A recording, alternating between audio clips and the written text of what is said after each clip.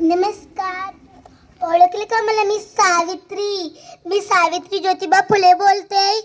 ज्ञान नाही, विद्या नाही, बुद्धी असून चालत नाही, तया समान म्हणावंच काय.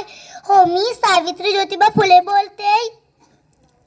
मी 9 वर्षाचे होते तेव्हा माझा विवाह ज्योतिबा फुले यांच्याशी झाला आणि माझ्या शिक्षणाचा श्री गणेश झाला.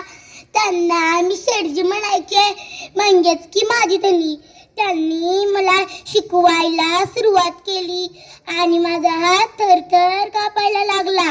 माझ्या थरथरणाऱ्या हातांना शेठजींनी आधार दिला आणि मला पाठीवरती लिहायला शिकवलं, वाचायला शिकवलं. शेवटी शेठजी सावित्री शिकलीच आणि भारताची पहिली महिला शिक्षिका झाली.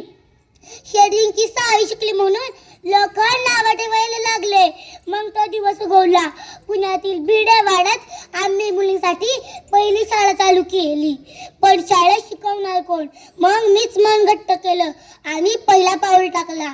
पुढे रस्त्याने जाताना लोक माझ्या अंगावरती दगड शेणाचे गोळे मारायचे.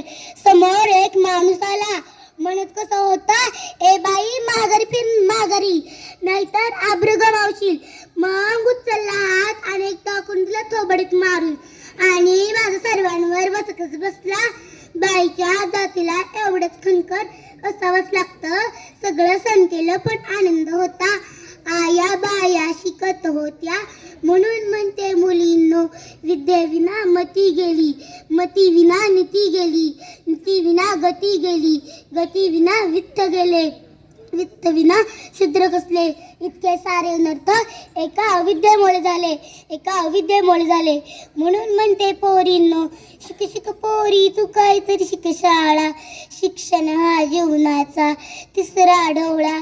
बरं, हे लक्षात असू द्या. मी सावित्री ज्योतिबा फुले बोलते. धन्यवाद.